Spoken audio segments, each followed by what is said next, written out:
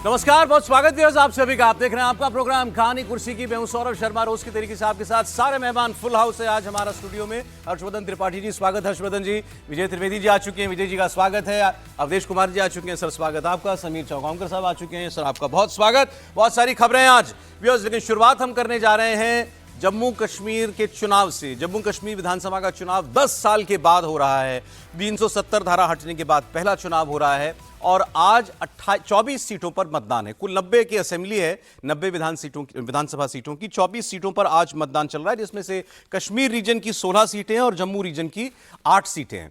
और उमर अब्दुल्ला की national conference हो, कांग्रेस पार्टी हो, महबूबा मुफ्ती की पीडीपी हो, बीजेपी हो, इसके अलावा गुलाम नबी आजाद की पीडीएपी पार्टी हो, सब लोगों ने अपना पूरा जोर तो लगा रखा है। लेकिन सवाल यह है कि जम्मू कश्मीर आखिर किस मुद्दे पर वोट कर रहा है। लोगों के मन में सबसे बड़ी बात आखिर क्या है।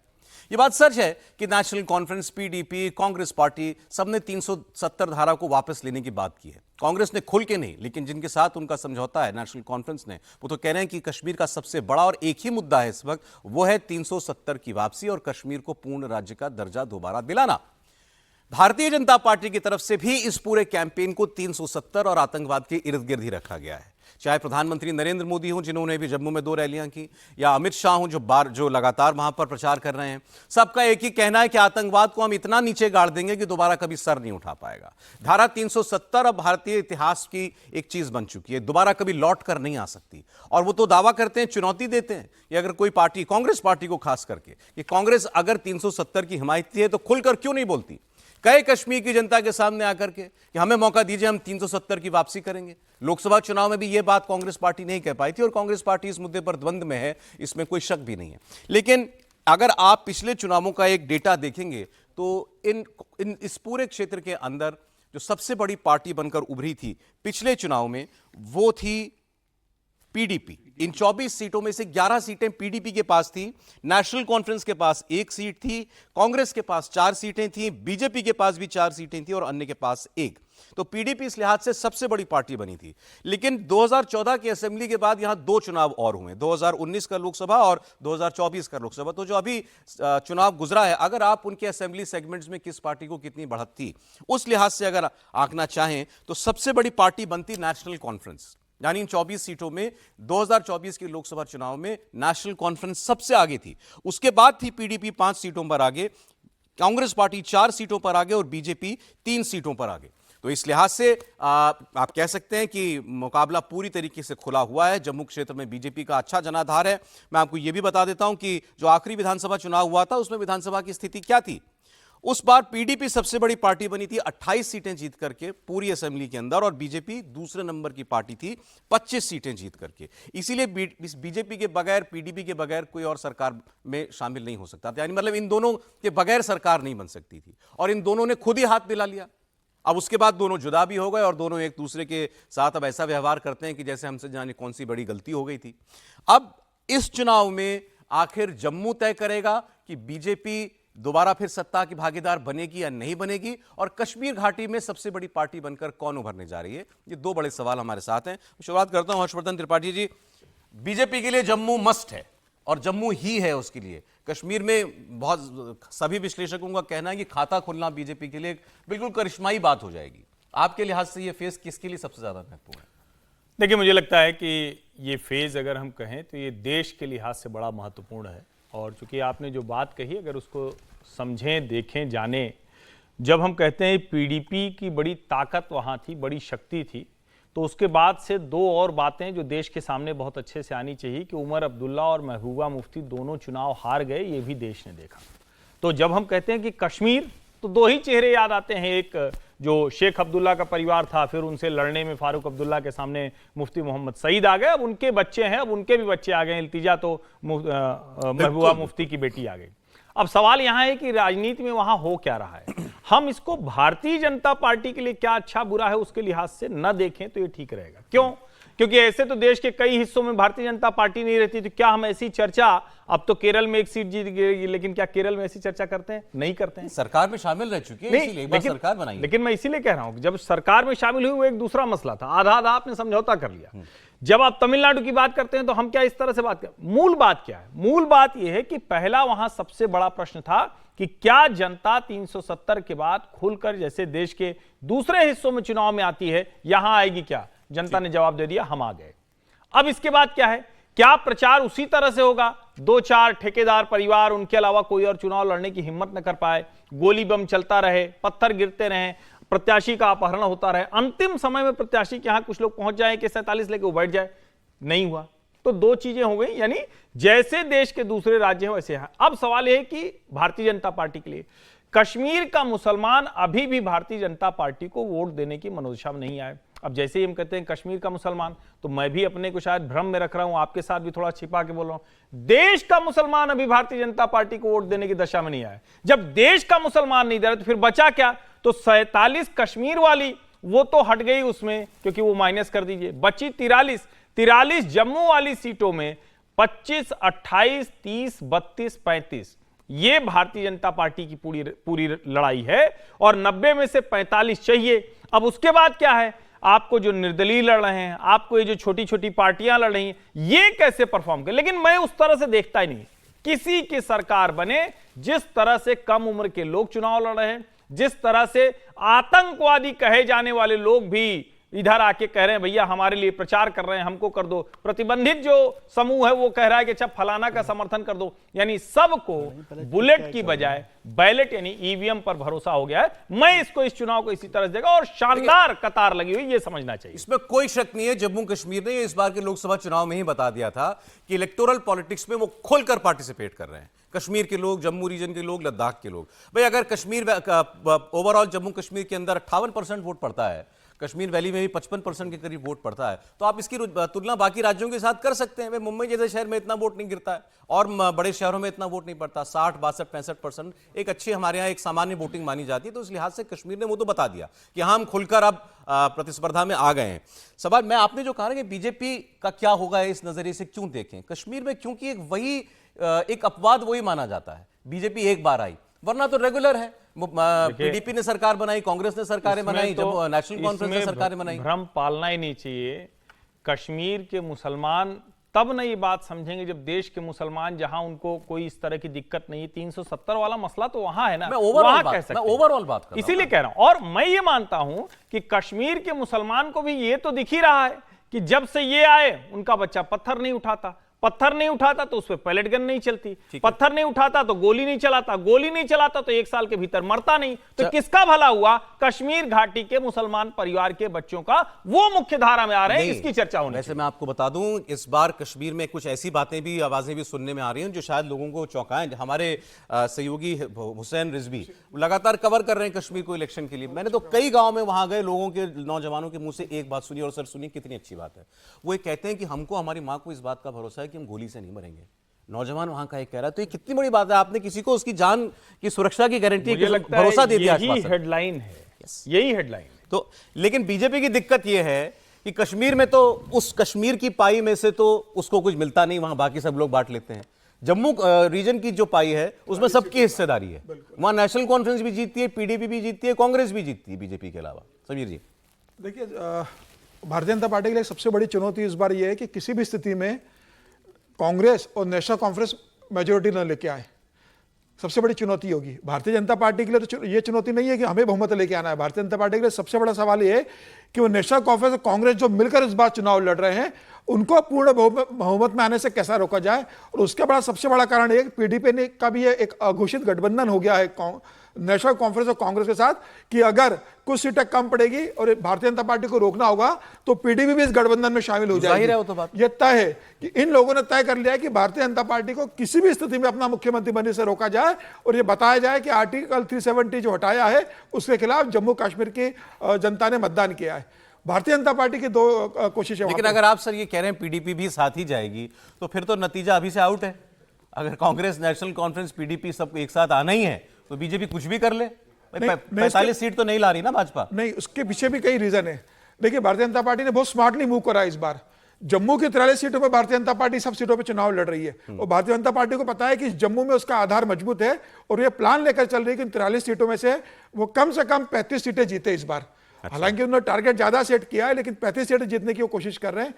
भारतीय जनता पार्टी का मानना है कि अगर जम्मू में हम 35 सीटें जीत जाते हैं इस बार आर्टिकल 370 के नाम पर, हिंदुत्व के नाम के, तो फिर कश्मीर में इस बार भारतीय जनता पार्टी ने 47 सीटों में से सिर्फ 19 सीटों पर अपने उम्मीदवार उतारे हैं। 28 सीटों पर एक रणनीति के तहत भारतीय जनता पार्टी चुनाव नहीं लड़ रही है।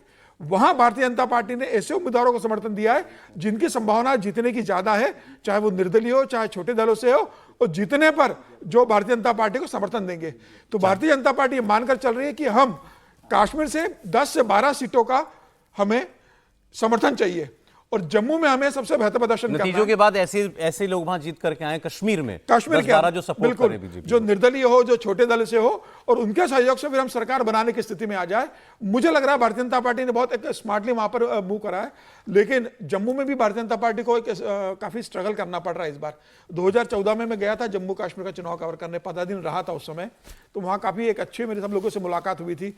तो अभी मैं कल वहीं के एक नेता से बात कर रहा था, जम्मू में भारतीय जनता पार्टी के नेता है, तो उनका कहना था कि जम्मू में इस बार हमें कई ऐसे क्षेत्र बन गए जो मुस्लिम डोमिनेट करते हैं। और 2014 में चूंकि हम सरकार में रहे थे, महबूबा के साथ, मुफ्ती के साथ रहे थे, जो जितने मंत्री हमारे बने थे वो जम्मू से बने थे। ठीक है। उन लोगों ने उस समय सरकार में बहुत काम नहीं किया, महबूबा का दबाव ज्यादा रहा, सारा काम कश्मीर में होता रहा, तो जम्मू में नाराजगी थी। लेकिन जिस तरीके से एलजी ने वहां जो 5 साल काम किया है, भारतीय जनता पार्टी के नेतृत्व में एलजी ने वहां जो काम किया है, युवाओं को रोजगार दिए, प्रधानमंत्री आवास में मकान मिले हैं, उनको मुद्रा योजना में लोन मिला युवाओं को, बीजेपी की कॉन्स्टिट्यूएंसी मजबूत हुई है, बहुत मजबूत हुई है भारतीय जनता पार्टी को। सिर्फ जम्मू में नहीं, कश्मीर में भी भारतीय जनता पार्टी के लिए इस बात की सराहना की जा रही है कि घर घर जाकर लोन दिया गया है, मकान दिया गया, उनको सुरक्षा दी गई है, महिलाओं को सिलाई मशीन दी गई है। ठीक है सर। तो मुझे लग रहा है एक बड़ा कारण है भारतीय जनता पार्टी के पक्ष में कि इस बार भारतीय जनता पार्टी समीक्षकों के मन में के बीच ये राय है कि कांग्रेस नेशनल कॉन्फ्रेंस बाजी मार ले जाएगी, शायद आप सहमत हैं? ये परिणाम तो नहीं आएगा, नहीं आएगा, ये तो मैं आपके यहाँ पहले दिन बता दे रहा हूं, क्योंकि कांग्रेस को जो सीट इस बार दी है घाटी में, उसमें से एक भी सीट कांग्रेस नहीं जीत रही है। जानबूझ करके नेशनल कॉन्फ्रेंस ने उसको फंसा दिया है। अच्छा, देखिए पहले तो ये चुनाव 1987 के बाद ये पहला चुनाव है जिसमें कहीं पाकिस्तान नहीं है, कहीं सेपरेटिज्म नहीं है, दोनों की बात नहीं हो रही है। फर्स्ट चुनाव ऐसा है, ये फर्स्ट चुनाव है जिसमें चुनाव लड़ना और चुनाव न लड़ना दोनों जीवन मरण का विषय नहीं हुआ। तो चुनाव लड़ना जीने और मरने का विषय होता था, और न लड़ना। तीसरा यह है कि बहिष्कार कहीं इस बार जो है ये पूरे जम्मू कश्मीर कहीं भी नहीं है, कहीं बहिष्कार का नहीं है। चौथा इस बार यह है कि जो एक लड़ाई होती थी कि हम राष्ट्रवादी, हम अलगाववादी हैं, थोड़े बहुत जरूर बाहर के बयानों में दिखा है, लेकिन वो भी जम्मू कश्मीर में कहीं नहीं है। ये 4 महत्वपूर्ण बात है। और 5वीं सबसे महत्वपूर्ण बात यह है कि भले पार्टियों ने घोषणा पत्र में 370 की वापसी का जिक्र किया है, लेकिन सभाओं में इसका जिक्र नहीं हो रहा है। वहां की सभाओं में नेताओं उमर अब्दुल्ला नहीं कर रहे हैं, ना बिल्कुल पत्रकारों के पूछने पर कह रहे हैं। तो ये काम, इसका मतलब ये हुआ कि जो हम लोग मान के चलते हैं उस प्रकार से घाटी के अंदर भी ये मुद्दे नहीं है। अब आते हैं विश्लेषण पर। देखिए कश्मीर में जमाते इस्लामी करीब 6-7 सीट पर जो है अपने निर्दलीय उम्मीदवार लड़ रही है जी। इस बार रिकॉर्ड संख्या में करीब 365, मतलब 908 उम्मीदवारों में से 365 निर्दलीय हैं, मतलब 40.19%। अब इस निर्दलीय में वैसे लोग हैं जो डीडीसी में चुनाव जीते, बीडीसी में चुनाव जीते, पहले नहीं होता था, तो इनके भी कुछ वोटर्स हैं, वो है। लेकिन अब इस समय पीडीपी की जो स्थिति है वो बहुत खराब है। यहां तक कि इल्तिजा मुफ्ती को हराने में वहीं के लोग लगे हैं। युवाओं की आवाज आ रही है कि हमको परिवारवाद से मुक्ति चाहिए। ऐसा नहीं होता तो उमर अब्दुल्ला और सजाद गनी लोन दोनों 2-2 सीटों से चुनाव नहीं लड़ते। एक भय अंदर पैदा हुआ पड़ा है। लेकिन ये मैं कहूं, नेशनल कॉन्फ्रेंस जो है घाटी में, उसका एक मोटा मोटी कैडर जो है वो इंटैक्ट है, इस बार दिखाई दे रहा है। वो मतलब बहुत बाएं दाएं जाने के लिए वहां से जो रिपोर्ट है वो तैयार नहीं है।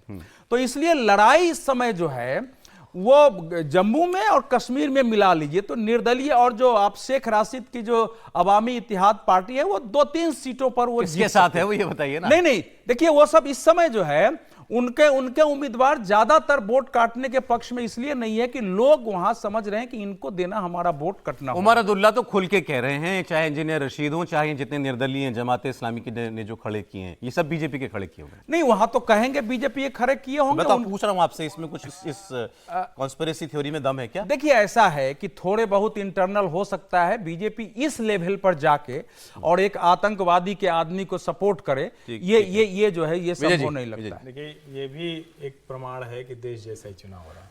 भाई, देश के अलग अलग हिस्सों में कहा जाता है कि वो खड़ा कर दिया उसको काटने के लिए, वो भाजपा लड़ा दी, वो कांग्रेस। तो देश जैसा चुनाव, कश्मीर हमारी तरह व्यवहार कर रहा है। ठीक है विजय जी। देखिए, ये चुनाव बहुत महत्वपूर्ण है कश्मीर की दृष्टि से कि 370 के एब्रोगेशन के बाद पहला चुनाव हो रहा है। 10 साल बाद तो इसलिए हो रहा है, 5 साल से वहाँ पर राष्ट्रपति शासन था, वो अलग इशू है। लेकिन ये चुनाव 370 के लिए चुनाव मोटे तौर पे मान रहे हैं लोग कि भाई एब्रोगेशन के बाद क्या हुआ। एब्रोगेशन के बाद जो पॉजिटिव चीज़ें हुई है वो ये है कि ये चुनाव बिना बहिष्कार के, बिना गोलियों के, बिना डर के हो रहा है, पहली बार। दूसरी बात है वो है कि जो मौजूदा केंद्र सरकार है उसने डीडीसी को थोड़ा सा मजबूत किया पिछले 5 साल में, और उनकी वजह से लोकल लीडरशिप तैयार हुई है। तो इसलिए ये समझना आज की तारीख में कि भारतीय जनता पार्टी सिर्फ जम्मू में चुनाव लड़ रही है, थोड़ा सा गलत तरीके से आंकना होगा। ये लोग उसको पढ़ नहीं पा रहे हैं। उसको पढ़ नहीं पा रहे। कश्मीर में जो पीडीपी और नेशनल कॉन्फ्रेंस के अलावा उम्मीदवार हैं, उनको मोटे तौर पर आप प्रॉक्सी कैंडिडेट भी कह सकते हो। वो जो हम बात कर रहे थे, हाँ, भारतीय जनता पार्टी के प्रॉक्सी कैंडिडेट हो सकते हैं। उसमें सारे नहीं होंगे लेकिन काफी होंगे। 9-10 को तो पार्टी जीतने की सूरत में सपोर्ट कर पाएंगे भाजपा को। अब ये अलग इशू है, लेकिन अभी भारतीय जनता पार्टी के उस पर हो रहा है, और उसमें 9-10 सीटों पर तो भारतीय जनता पार्टी उनको सीधे तौर पर सपोर्ट कर ही रही है, और बाकी लोग भी प्रॉक्सी कैंडिडेट हैं। उसका उदाहरण मैं बताऊं आपको कि 24 पार्टियां पहली बार वहां पर चुनाव लड़ रही हैं। ओके, है ना, मोटे तौर पे। नहीं तो वहाँ पे नेशनल ये चारों पार्टियां रहती थी, 1-2 और पैंथर्स पार्टी, और ये कुल मिला के 24 पार्टियां हैं। तीसरी बात, अब ये कितना है कि नहीं है आज नहीं कह सकते, लेकिन जमात के बहुत सारे कैंडिडेट वहाँ पर हैं जिसे आप आतंकवादी संगठन मानते थे। आज के इन चुनावों में आप उन्हें पूर्व आतंकवादी कह रहे हैं। बिल्कुल सही। ठीक है, तो अब उनका क्या नतीजा होगा, वो कहाँ जाएंगे? सवाल तो अली साहब से हुआ कि जमात वाले क्यों लड़ रहे हैं। हाँ, तो वही कि भाई आप ये तो इलेक्शन कमीशन नियम बनाएगी ना, तो ये एक महत्वपूर्ण है। तो वो आगे चुनाव के बाद क्या नतीजा देगा वो है। पीडीपी इस चुनाव में मुझे लगता है सबसे कमजोर पार्टी के तौर पर रहेगी। ठीक है, वो सबसे मजबूत नेशनल कॉन्फ्रेंस रहेगी। तो आप मानते हैं कि आगे चल रहा है इस वक्त कांग्रेस एनसी अलायंस? कांग्रेस में नेशनल कॉन्फ्रेंस जो है सबसे मजबूत है। कांग्रेस कितना कर सकती है।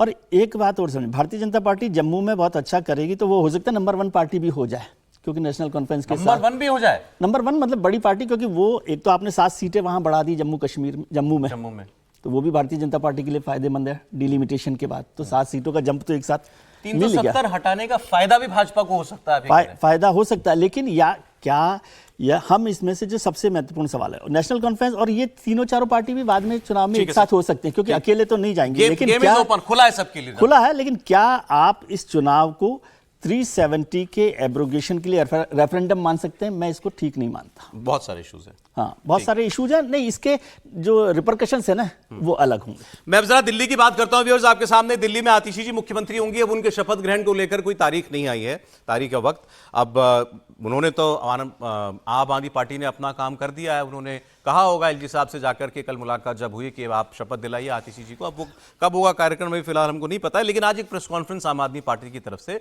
सांसद संजय सिंह साहब ने की। संजय सिंह साहब, अच्छा, आतिशी जी अपने काम में लग चुकी हैं। जैसे आज कहीं पर एक दीवार गिर गई, उसमें बहुत लोग ट्रैप्ड हैं, तो उनका बयान आ रहा है आतिशी जी ने, मैंने इंस्ट्रक्शंस दिए हैं अफसरों को कि आप जाकर के राहत का काम शुरू कीजिए। मतलब वो अपना सीएम का काम एक तरीके से शुरू कर चुकी है। संजय सिंह ने लेकिन कहा कि इस चुनाव के अब दिल्ली के अंदर एक ही मुद्दा है, वो है कि अरविंद केजरीवाल वापस दिल्ली के सीएम कब बनेंगे। उन्होंने यहां तक कहा कि दिल्ली के लोगों में बड़ी नाराजगी है इस बात को लेकर के कि इतने लोकप्रिय मुख्यमंत्री को अपनी कुर्सी छोड़नी पड़ गई क्योंकि उनको झूठे भ्रष्टाचार के केस में फंसाने की कोशिश भारतीय जनता पार्टी और उसकी एजेंसियों ने की। इसके बाद संजय सिंह ने एक और बात कही। संजय सिंह ने कहा कि केजरीवाल साहब 1 हफ्ते के अंदर अपना घर छोड़ देंगे, उन्हें किसी चीज का मोह नहीं है। लेकिन जब प्रेस कॉन्फ्रेंस खत्म हो गई तो फिर उनकी तरफ से एक क्लैरिफिकेशन दिलवाया गया कि 1 हफ्ते को कुछ हफ्ते कर दीजिए, थोड़ा टाइम लगेगा घर जो है खाली करने के अंदर। ठीक है, उसको सामान्य बात है, क्योंकि खुलकर कही गई तो मैं भी आपके सामने शेयर कर सकता हूं। संजय सिंह जी को सुन लीजिए आप, फिर हम बात करते हैं। दिल्ली के मुख्यमंत्री अरविंद केजरीवाल जी ने कल अपने पद से इस्तीफा दिया और उनके इस फैसले से दिल्ली की जनता दुखी है, गुस्से में है, नाराजगी में है कि एक ईमानदार मुख्यमंत्री को जिसने दिल्ली की जनता के लिए एक नहीं अनेक काम किए, उनको इस्तीफा देना पड़ा। बीजेपी वालों ने उनको भ्रष्टाचारी कहा, उनकी ईमानदारी पर सवाल उठाया। कोई आम नेता होता, कोई मोटी चमड़ी वाला नेता होता, उसको कोई फर्क नहीं पड़ता, वो अपनी कुर्सी से चिपका पड़ा रहता। लेकिन ये अरविंद केजरीवाल हैं, इन्होंने अपनी सच्चाई और ईमानदारी से यहां तक का सफर तय किया है और ईमानदारी से दिल्ली के लोगों की सेवा की है। बाकी नेताओं की हालत हम जानते हैं। अगर कभी किसी पद पे पहुंच गए, कोई सुविधा मिल गई, तो उसको नहीं छोड़ने के लिए सालों साल लड़ाई लड़ते हैं, घर से मकान से चिपके रहते हैं। लेकिन अरविंद केजरीवाल ने फैसला किया है, एक हफ्ते के अंदर हम अपना घर खाली करेंगे। हमने उनसे कहा, समझाने की कोशिश की कि आपकी सुरक्षा को खतरा है, कई बार आप पे हमला हो चुका है, मां बाप घर में थे उस वक्त भी उनके घर पे हमला हो चुका है, भारतीय जनता पार्टी के लोगों ने हमला किया है।